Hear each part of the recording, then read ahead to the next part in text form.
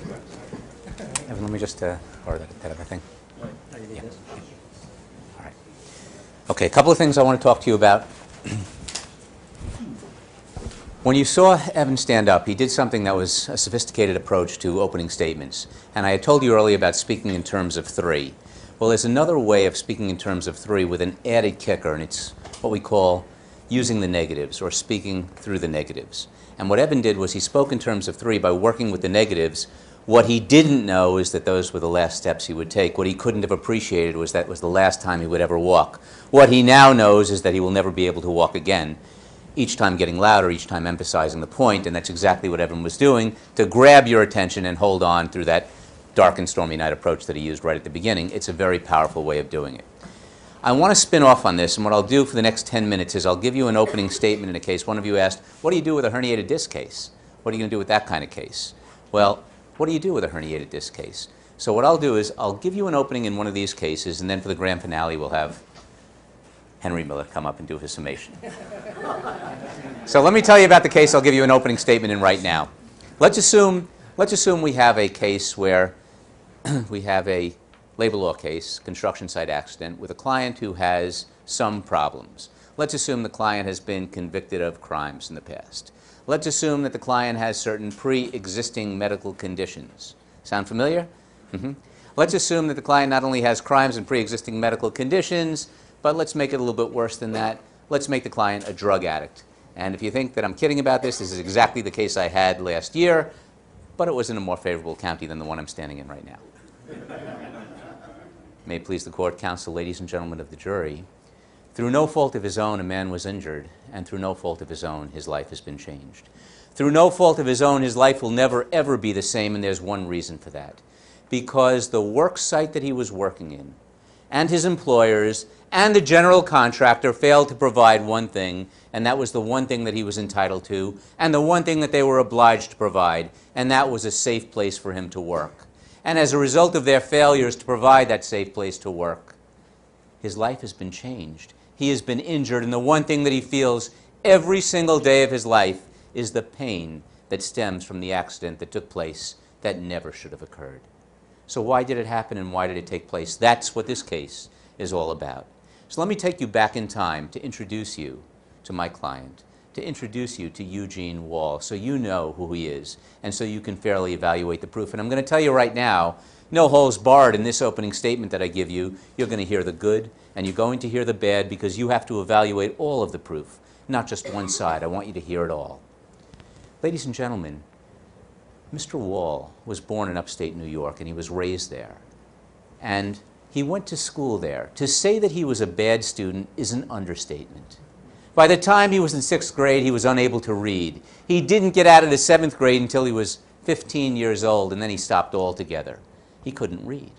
But the one thing he had going for himself is that he was able to work with his hands. He was strong, he was fit, he used his hands, and he was able to work on the farms upstate New York. So he would work with the cows and the pigs, and he would clean up after them, and he would clean the pens. And he would work as hard as he could trying to support himself.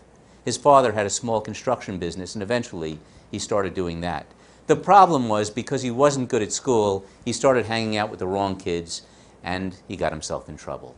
It started off with petty larcenies. He was stealing things from grocery stores, and it progressed from there. And I'm not going to tell you that he did things that were right at this point in time. I'm going to tell you what he did that was wrong. He actually burglarized certain houses, and he got caught. And when he got caught, he was sentenced to jail, and he did a number of years in jail. He served time. When he was in jail, he picked up some other bad habits, drug use. I don't kid you about this. It wasn't just smoking marijuana. It wasn't just cocaine. It was crack cocaine. And that's what he started using, and he used it for more than 10 years. When he got out of jail, he continued to use it, and he even used it while he was working. We don't kid you about that. We want you to know all of the facts, not just some of them. He eventually moved from upstate New York to New York City, where he got a job in construction, and he learned a specific trade. He was known as what they called a tin knocker, a specific type of construction work where he would work putting up sheet metal in buildings, and he would actually put the sheet metal into the facades of buildings and on the sides of the skyscrapers, and he was good with what he did because he was strong. He was able to hold a rivet gun in one hand while he held the metal up in the other hand, and he was able to do that through the force of being so strong that he could hold it up and do it at the same time. Well, on the day of this accident, he was working in Midtown Manhattan at a hotel called the Renaissance Hotel. Some of you may have heard of it. The Renaissance Hotel had a facade, an opening, right above the main door where they had to put up sheet metal. And his job was to put the sheet metal up there. The general contractor set up a scaffold for him to sit on, for him to work on. And he had no idea, but what he should have known was that they never checked, because they didn't check to see if it was safe, and it was anything but safe. When he sat on that scaffold to do his job, to look straight up, to put the metal in place and use the rivet gun, he applied pressure. And as he did that, sure enough, the scaffolding collapsed. It just split in two. Really, when you're calling it a scaffolding, it's a piece of wood. That's all it was. And it collapsed, and he landed 10 feet below on an unforgiving surface on concrete, and he was injured, and he was injured severely. Now, I'm not going to stand here and tell you that as a construction worker, Mr. Wall had never been injured in the past. Of course he had. He had been working construction for more than 20 years at the time. He had suffered fractures to his leg. He had suffered fractures to his arms. He had suffered strains and sprains of his neck and his back. All of this before this accident, but it never kept him out of work for more than 6 to 8 weeks. Then came this accident, and all of that changed. And here's what happened. He was on the floor after that accident. He was on the ground, on the cement. He knew he was in pain. They took him to the hospital, to St. Luke's Roosevelt Hospital right here in Manhattan. And although they did x-rays, they never did an MRI scan. The x-rays came back, no fractures. And all the doctors wanted to do was to discharge him. They never did the appropriate diagnostic studies because he was having weakness in the arm. And he was having a radiating pain coming down his arm. And he told them this, and it's right in the record, but no one did anything. Well, sure enough, the accident took place on a Friday. He spent the weekend in pain. On Monday, he went back to work because he knew if he didn't show up at 7 o'clock in the morning, he would no longer be employed. And when he went back to work, he realized he couldn't even use the shears to cut metal, something he'd been doing for 20 years. He didn't have the strength in his hand. And he went to the doctor then. He went to a neurologist who said, let's start you on some conservative treatments, some non-steroidal anti-inflammatories, and they did. And sure enough, they didn't work. They tried physical therapy. It didn't work. 2 months after this accident, he had that test that they should have done in the hospital, the MRI scan, a scan that can detect if there's soft tissue injury, if what the doctors call soft tissue pathology, if there's something wrong. And sure enough, there was something very wrong. But to explain what happened, I have to go into the medicals a little bit more. Ladies and gentlemen, there are a number of systems that were injured here. But the most important injury that he suffered was to a specific disc, an intervertebral disc. It's part of the central nervous system. Our central nervous system is composed of the brain and the spinal cord. The brain is protected by a calvarium, by a skull, by a cranium, a hard surface to protect the soft tissue. Well, an extension of the brain is our spinal cord. And that spinal cord is protected by various vertebral bodies that get larger as you come down. So from the neck, coming down to the thoracic area, coming down to the lumbar area. These vertebral bodies get larger, but there's a disc in between each one of them, a cushion, a shock absorber, to prevent injury to the cord itself, because the cord, like the brain, is the most important soft tissue that we have, and the cord and the brain provide signals to the muscles. And they provide for two main functions. The nervous system provides for two functions, a sensory function that we can feel, we can actually sense hot and cold, and a motor function, the way I move my hands right now. It allows me to move. It allows me to speak. It allows my eyes to move. It allows me to walk. Without appropriate nervous system function, or neural function as the doctors call it, we're in trouble. Well, what happened for Mr. Wall was he suffered a specific injury to his cervical spine, his neck. When he hit that concrete, his neck snapped back and forth, a flexion-extension injury, and it caused specific injury.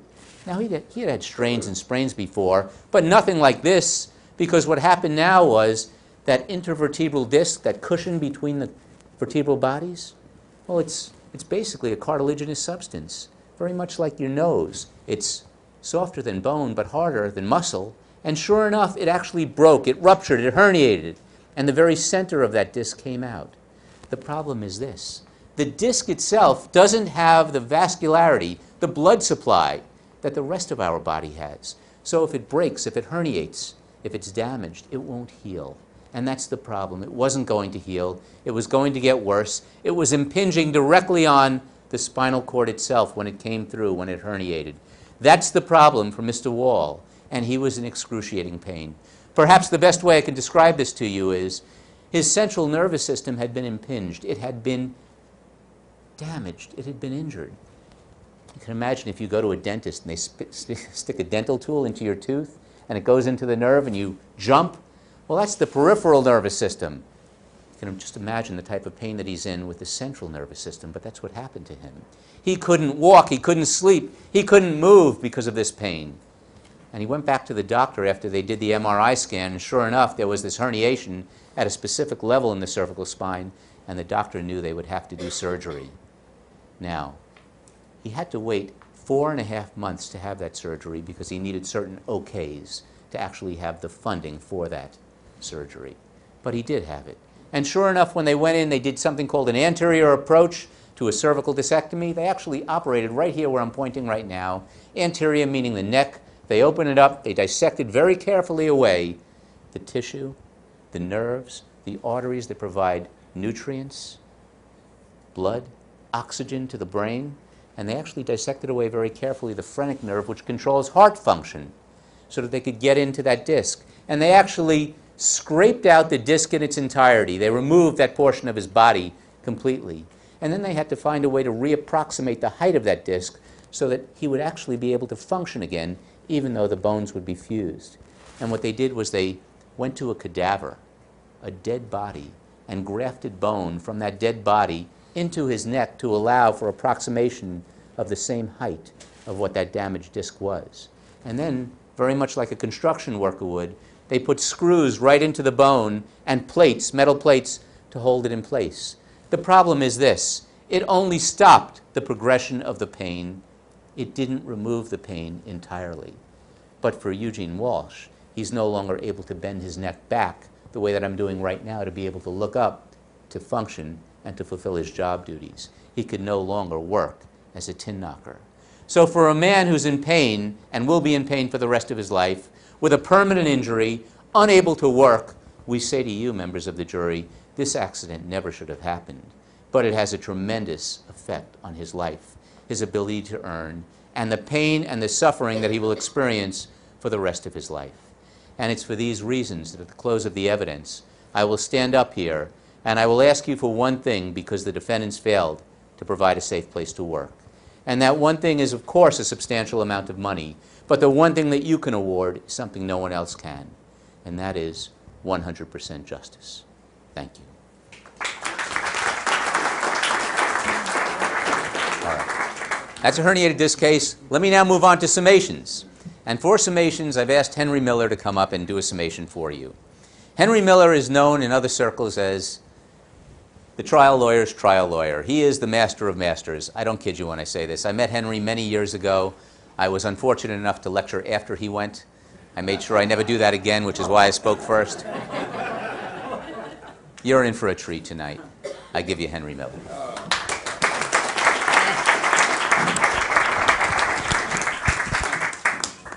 The second code is C38. I repeat, C38. Oh, it feels good. Yeah. All right, hang on a second. Where would you like? One more. Am I? Why? I'm going to put it here, and I'll tell you why. Okay, Paul. Oh, you don't have to do that, Paul. You may be a judge. I got to watch it. From your lips to God's ears. Well. And you do pretty good on your prayers for relief.